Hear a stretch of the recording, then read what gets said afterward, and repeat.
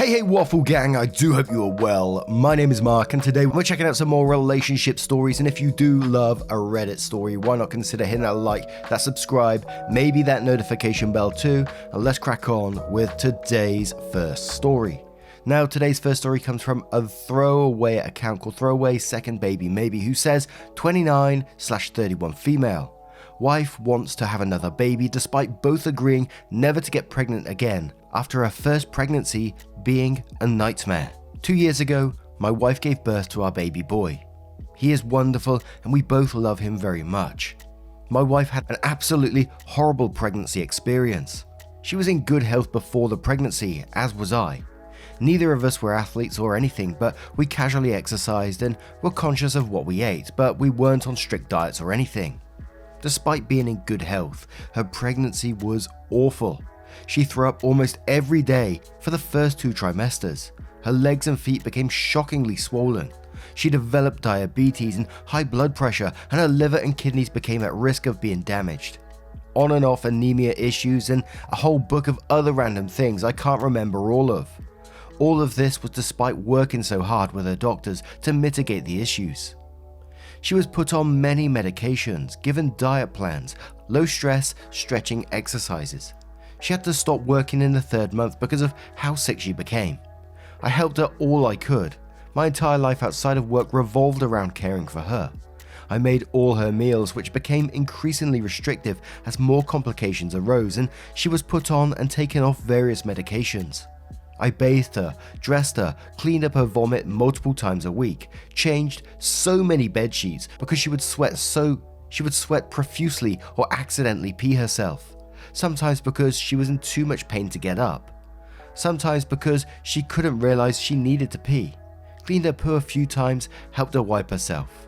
At times, I felt like a live-in nurse for a severely disabled person, if that helped paint a picture of it. It was awful and dirty, but I knew I needed to do all this for her, and I wanted to do all I could to alleviate her suffering. But her worst part was the changes in her mental state. I could have done all of this with a smile on my face if she did not become so cruel and violent during the pregnancy. She had previously never ever been abusive in any way. We were loving. When we had disagreements, we never raised our voices. We sat and talked. She completely changed while she was pregnant. She yelled at me, swore at me, called me every slur known to man, threw things at me, hit me, told her parents I didn't love her, broke doors, shattered glasses and plates, threatened to end me. I'd serve her food in bed and she'd throw it on the ground if she didn't like it. After doing this for the 3rd time with oatmeal, I told her I wouldn't serve her oatmeal anymore because I was tired of having to spend hours on my knees digging dried oats out of the carpet. She exploded at that because oatmeal was one of the few things that didn't make her nauseous at the time, and threw a coffee mug at my face, which gave me a black eye. This kind of thing became constant and increasingly worse as time went on. As given birth, she stayed in the hospital for almost 2 weeks, at her doctor's request because she had so many complications. I took the baby home after the first week. She eventually came home and had some issues with postpartum depression. But thanks to the close observance of her doctor, it was addressed relatively quickly and she was put on medication. So here we are, 2 years later, and the woman that she was while pregnant doesn't exist anymore. She's back to her old self, still having some lasting minor physical issues from the pregnancy, but overall is healthy again, mentally and physically. I won't lie, it took me some time to love her again. After I took the baby home, there was part of me that hoped she wouldn't come back from the hospital. I had no positive feelings for her at the time. I slept in a different room for 4 months afterwards. We didn't go to counselling because we just didn't have the time. But eventually, after many talks, I realised that the woman she was while pregnant is gone. She's extremely sorry and regrets everything, and I can't explain why she did what she did, but is disgusted with who she was. And around our son's first birthday, we agreed that we should never get pregnant again, due to how dangerous her pregnancy was for her and how abusive she became towards me. Our relationship is good and loving now, and we both love our son very much. We are happy again. But earlier this week, she mentioned she wouldn't mind having another kid in an offhanded comment. This obviously shocked me. We had agreed never to do it again. I didn't address the comment at the time, but over the next day I kept thinking about it, and that night I asked her what she meant by that comment. She said she'd been thinking about it. She decided she wants to try for a daughter and suggests going off her birth control. I probably didn't handle this as well as I could have, but I stared at her and said, no. She said, what do you mean no? You don't just get to say no. I said no, I'm not doing that again. We had an agreement. I will not even consider the thought of you being pregnant again. She started crying, saying it's not fair. We have a boy and she wants a girl too. I explained that we can't predict it will be a girl. What happens if it's another boy? And what happens if you die from another pregnancy? She wouldn't continue talking and just cried. I went to sleep in another room. That was Tuesday night. I've been sleeping in the living room and we basically haven't said more than 50 words to each other since then. I don't know what to do. I don't know where this is coming from. It's honestly insane. She could literally die from another pregnancy and I will not be her slave and punching bag for 9 months again. Plus, we have a toddler now. If she were to get pregnant, I wouldn't be able to give her the level of care I did the first time. And if she became abusive again, then she could direct it at our son too. I wouldn't tolerate a single instance of that. The very moment she tried to become cruel to him, I would take him and she'd never see us again. I'm lost and I'm mad. I feel lied to or betrayed or like a fool. Like I've been conned or taken advantage of. All the bad feelings I had towards her from the pregnancy are bubbling up. I don't know what I feel or how to talk to her. Edit. I'm not having sex until this is resolved, so you can all stop posting about that. As I said in another comment, I don't have any sexual appetite for her at this time anyway because of how sad, angry and upset and frustrated I am, so I have no problem pausing sex. Now first we're going to cover some relevant comments. So Parappa Palace says first of all, why not adoption? Second of all, sit and talk with her, lay it all out the way you did here. Reminder of the abuse you endured at her hands because she absolutely did abuse you, and reiterate that this time there's a small child already here that may inadvertently become the target of her abuse. Even if you were willing to go through all of it again, there's no chance, no matter how small, that you should have your son experience that sort of behavior. Thirdly, it might be worth it to seek out a couples therapist, even if things are back to normal between you two. Disagreements on whether or not to have more children are usually pretty huge points of contention, and considering the history, it would probably be worth it to have a trained mediator to be able to help you guys have a conversation about where you both can feel heard and understood. OP replies saying, we never talked about adoption, maybe that's an option. Though at this point I'm not sure that I want another child at all, no matter what means they come about. But maybe that's only because in my mind a child and pregnancy are so connected that I'm confusing my feelings towards pregnancy for feeling towards another child in general. I don't know. We do need to sit and talk, but we've talked about all this so much already. It's been probably 6 or 8 months since we talked about it, but basically 80% of our conversations in the first year were about her pregnancy and her lasting issues from it. But her becoming abusive towards our son during another pregnancy has never specifically been discussed. Maybe that's where I need to start. Yeah, therapy, I know. I've tried to find one before. I called offices for availability, but none had any at the time, so I gave up. But that was over a year ago. I guess I should try again. Crystal Queen says that sucks. Does she fully remember how awful and abusive she was to you? It sounds like she had a psychiatric break during her pregnancy.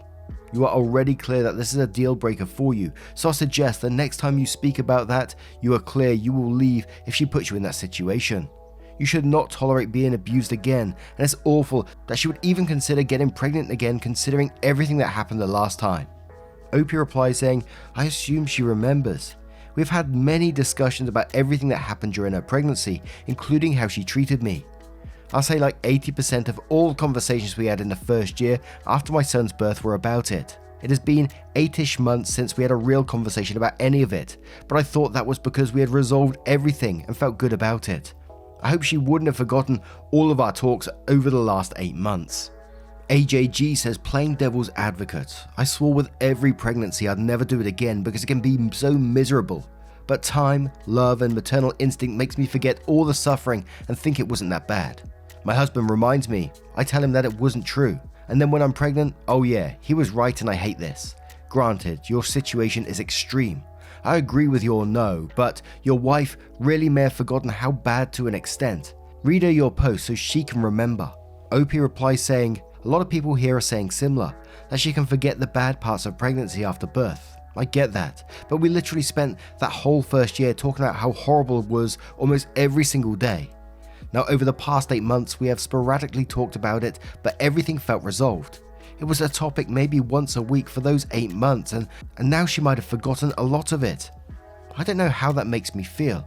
I don't want to talk about it every day so that she keeps remembering how bad it was, but I also don't want her to have a meltdown every year, caused by her forgetting because I don't talk about it enough for her to remember. I think I don't want to talk about this anymore. We talked about it for a year and I lived it for the 9 months before that year. I'm honestly so tired. I don't know if I have the energy to talk about this anymore. Talking about it is so exhausting for me. I had to constantly explain all the different things she did from my perspective because she wouldn't recall it as bad as I did. Then I would recount it all and she would understand and say, "Whoa, yeah, that was bad." And she would sincerely apologize. And then would move on to a different incident and do the same. Now we're going to move straight on to the update to find out what happened next. So, wife and I were able to talk the day after that post. Unfortunately, it didn't go very well. Before I left for work, I hugged her, said I'm sorry for immediately saying no, and that I wanted to talk through it after work and hear all her thoughts about it. She agreed, both said I love yous, and things seemed calm and positive as I left. That night, I asked her why she changed her mind about another baby and just what she was thinking overall. She basically said she's getting older, her window for another baby is closing, and it made her realize she wanted at least one more, and that she also really wants a girl. I asked what happens if it's not a girl. She said in that case, we would try again. I asked if she remembered the last pregnancy, how dangerous it was, how her kidneys were permanently damaged from it, how she was so sick that I had to be basically her live-in nurse, and that if she got pregnant again, she could have total kidney failure and die. She said she's not worried because she knows God will protect her and will provide what we need. That really threw me off. I don't think I ever heard her speak about a God like that at any point in our entire 6-year relationship. We are not religious people. I don't think we have even been in a church together. Our wedding wasn't even in a church. We don't own a Bible. The last time I was in a church was my mum's funeral 9 years ago. After the God comment, I didn't know what to say. I was just shocked and laid my head on the back of the couch and looked up at the ceiling. She asked what was wrong. I said that this is a lot, that she's saying the opposite of what we had previously agreed, and I don't think I can change my mind on this because I don't want her to get deathly sick and I don't think I can go through the abuse again. I did use the word abuse, which maybe I shouldn't have because it set her off. She started ranting. Abuse? What abuse? You're accusing me of abuse. I reminded her of the coffee cup, throwing food on the floor, the name-calling, the slandering me to friends and family, and multiple other incidents, but she just kept talking over me. You really think that's who I am? I want another baby and this is what you think about? I said yes, it is what I think about because it's what happened last time. Everything just fell apart from there. She was yelling and crying. I couldn't get a word in, calling me a bunch of names, saying that I don't love her. I can't understand what it's like for her. Why can't I just give her this one thing? It's what God wants for us. It's God's plan. And on and on and on like this. I couldn't calm her down or convince her to go to bed. She was following me around the house and angry crying. One thing that really concerned me is she said something like, loving our son is much easier for me because he looks like me. That she can't see any of herself in him. And it isn't fair and that's why she wants a daughter. She made it sound like she doesn't love our son and could only love a daughter that looks like her. Finally, all the noise woke our kid up and I told her I have to take him on a drive to get him back to sleep. I drove around for an hour, put him back to bed and she was awake but locked in our room, so I slept in the living room again. She left early the next morning and I later found out she went to her mum's house. She was gone the whole day, so the kid and I had the day together. We eventually went to my older brothers and sister-in-law's, both mid-30s house, and I kind of vented to them. I was very surprised to hear sister-in-law say, yeah, we've been waiting for this, and that it took longer than expected. My brother agreed.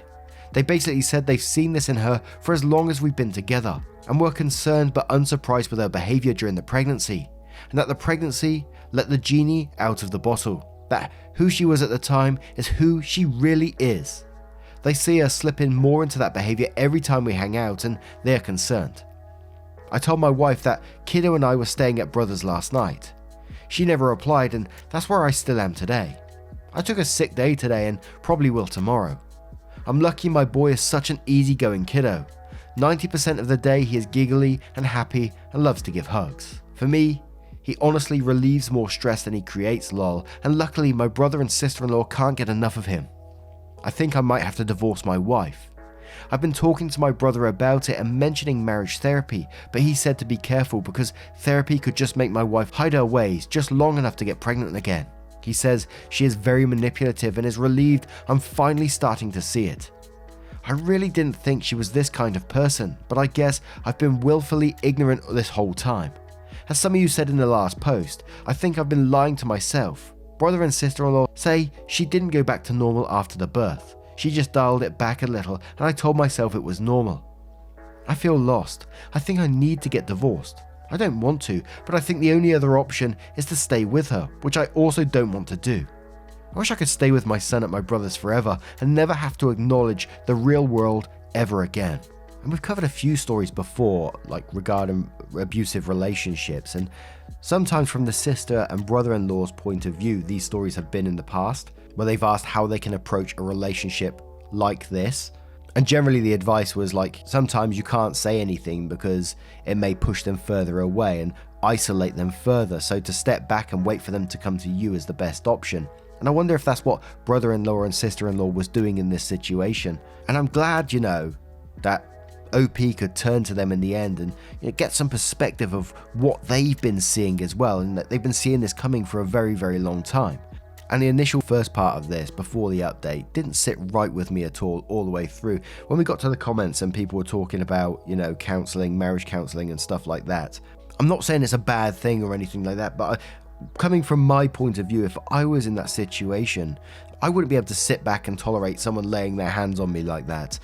And I'm not saying it's easy. I'm not saying, OP should have done that instantly, because I don't know the full extent of everything they've gone through. They could have easily been manipulated to stay in the relationship for X amount of time. But I'm just saying, from my point of view and reading the comments and trying to work it out through counselling and various stuff like that, it didn't feel right to me. Maybe that's wrong of me to say, I'm not totally sure. But my first initial reaction is just that. What everything OP went through during that pregnancy. And I'm not saying, she went through an absolute horrific time during her pregnancy. Just reading the list of what wife went through, it must have been absolutely awful. Don't get me wrong.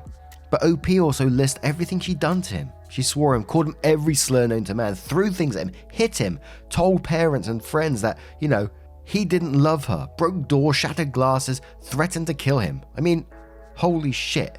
And as I said, this is purely from my point of view. Even after the pregnancy, they got through the pregnancy and all this sort of stuff, I can honestly say, I wouldn't be able to look at this person the same way again. Yes, they said that they completely turned around to their old self, but everything OP went through, the abuse from this person, how are you meant to trust and love someone that can do this to you? Especially when they seem to disregard all of that or play it all down after it all happened, and then they want to get pregnant again and disregarding OP's feelings on that as well. But there's a couple more comments with some additional info as well. So Pete Penguin says, wow, I'm sorry you're having to deal with all of this. It's really concerning that your brother and sister-in-law saw this coming. Makes me wonder what they've been seeing that you haven't. Did they share any examples that maybe triggered a realization for you? As another user pointed out, counseling with an abuser is bad news. Absolutely, you should seek counseling for yourself to help you work through this awful situation though. OP replied saying, our wedding and honeymoon and our finances have been a repeated topic of concern for my brother and sister-in-law. I didn't get any say in any of the wedding and honeymoon. She wanted full control and basically just wanted me to pay and show up. I was sad about it, but eventually brushed it off by saying it's the most important day of a woman's life and the day is about her, so I should let her do what she wants. I know that a wedding is supposed to be about us, not just about her, but at the time, I was hearing from everyone on her side that it's her special day, and I didn't want to rock the boat and start our marriage on a bad foot. We are not super financially stable. I wanted to wait longer for a child because she wanted to be a stay-at-home mum, but my finances made that very hard. But she didn't want to wait, so we got pregnant. She quit her job during the pregnancy and hasn't been back. Luckily, I have received some pay bumps since then, and I don't have to work as much overtime now, but our finances are still stretched pretty thin, and it's a big stressor for me. It would certainly help if she got a part-time job, but she never allowed that conversation. I know that I'm a massive pushover. I think of myself as easygoing, but my brother says I'm avoiding conflict by letting her do whatever she wants. He's right. It just sucks that it took this long for me to stop lying to myself. Another comment from OP says, I mean, we're married for 6 years and she's only been out of work for about 3 years. And we don't own a home, we rent. And we own 2 shitbox cars. Have some shared CC debt and tiny savings, and have a sad little pension through my job. I feel like there isn't very much to bleed me of. And OP finishes it up by saying that they've been at their brother's house since yesterday.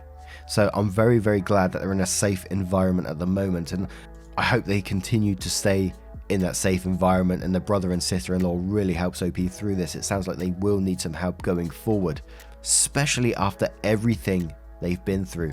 But now I'm going to turn it to you guys. What do you guys make of this situation, and what advice would you give to OP going forward? Let me know your thoughts in the comments below, and just a huge thank you for spending your time with me today, getting involved in the stories. Your love, your support and time always means the absolute world, and I will see you in the next one. Take care guys, much love.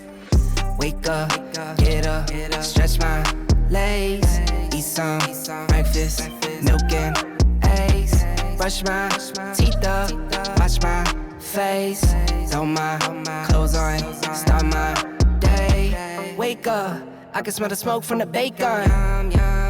Let's go, see the sun shining from the windows. Okay, I know that today